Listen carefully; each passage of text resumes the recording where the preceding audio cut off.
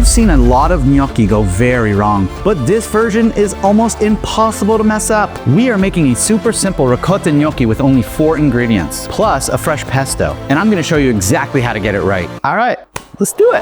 Get a scale. It's just easier. Get yourself a bowl. You gotta tear that. We're gonna start off with 500 grams of ricotta, which is about 2 cups. I've already gone ahead and drained this ricotta off as well, so you do wanna make sure that it's drained off. We're going to add 200 grams. This is all-purpose flour, which is roughly 1 1/3 cups. The good thing about this ricotta gnocchi is you don't have to do it on a board and make a massive mess and make a well and beat the eggs. This is something that you can just put in all together, mix it in a bowl. We can shape it and form it right away. We don't have to let it rest. So I got 1 egg going right in, and I'm gonna do 80 grams of Parm cheese. This is freshly grated Parm. Now this is 4 ingredients. Yes, this will work. You can shape this, roll this, mix this up, form it, cook it off. And that is your 4 ingredients, but I am going to season it. I don't count seasoning as ingredients. Is that a word? Ingredients? What's the plural of ingredients? Is it just ingredients? I don't count those as ingredients, the seasoning, but I am gonna put a little bit of salt in here. Not too much because we did add the Parm cheese. Parm cheese is on the saltier side. I'm gonna do some black pepper because I think just the ricotta and black pepper go so nicely together. For that classic nostalgic, what my nonna used to do, and pretty much every Italian grandmother everywhere, they're always putting some ground nutmeg. Now this is good. I'm gonna go in with my hands because it just makes it a lot easier. And you're really just forming this, letting it come together.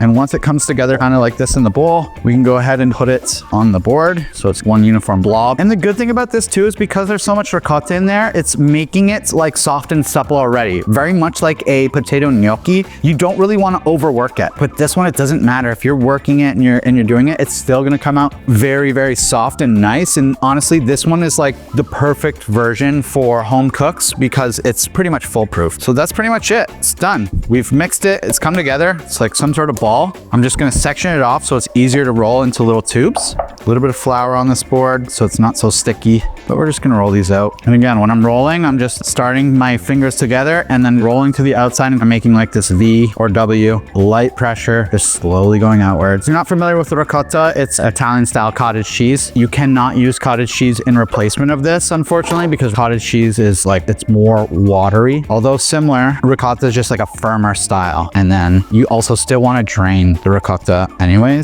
It'll just help with textures, and it'll really help when you're doing this part here, which is rolling it out. Just increasing my pressure. And it's okay if they're not uniform and whatever, it doesn't matter. Yeah, like ideally you want them to be uniform in shape because they will cook more evenly, but it's not gonna matter. What really matters here is you're doing this by hand. You're putting your love and your effort into this, and whoever's eating this is going to enjoy it. And if they don't, then you just never invite them over ever again. I think we nailed it. I have a pot of boiling water pre-boiling, and I'm gonna run you through a really, really quick pesto. Just gonna pluck some of these leaves. They're gonna go right in. Just gonna do 1 bunch. These are already toasted pine nuts. I'm gonna do about a 1/4 cup or 30 grams. If I were making this at home off camera, I would use like something like a walnut or a cashew because everybody knows how expensive these are. But because I'm using them in the video, this is a tax write-off for me. So I'm able to actually spring for something a little bit more expensive, but walnuts definitely work great here. I wanna put lemon juice in here, maybe like 2 tablespoons because I wanna blend this pesto. I'm gonna do about a 1/2 cup, some Parm.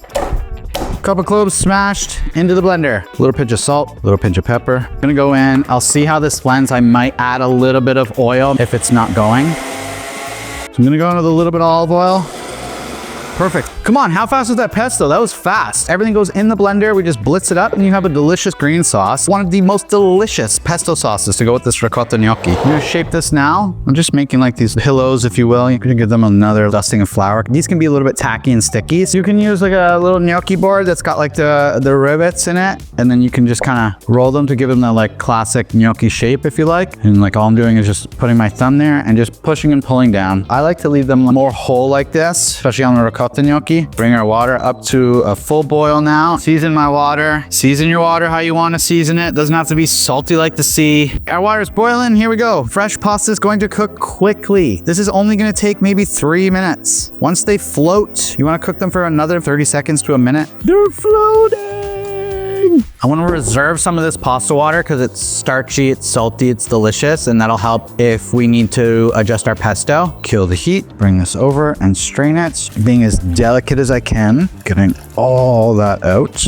And with our pesto, I think we got a good consistency on the pesto. And you just want to be delicate here because these are like very soft and can break very easily. So I just got like a rubber spatula and I'm just gently mixing in that pesto. And if that pesto is too thick, that's why I reserved some of this water. I think I nailed my pesto. It's perfect consistency. I have my heat off. I'm just using the residual heat of the pot. You don't really want to cook pesto because pesto can split easily. So the olive oil will split from the actual basil. It won't be as delicious. It won't coat the gnocchi as nice. And this is my ricotta gnocchi with a homemade pesto sauce. If I was making this pesto at my restaurant, I omit the nuts and I omit the Parmesan. What I use is nutritional yeast in replacement of the parm, and then I just don't put any nuts in it whatsoever. So that way my restaurant pesto is dairy-free and nut-free, and it still turns out good. I just use a lot more garlic, a lot more lemon juice to kind of balance out those flavors. I'm so excited to eat this one. It's gonna be fire. I love this dish. One of my favorite pastas.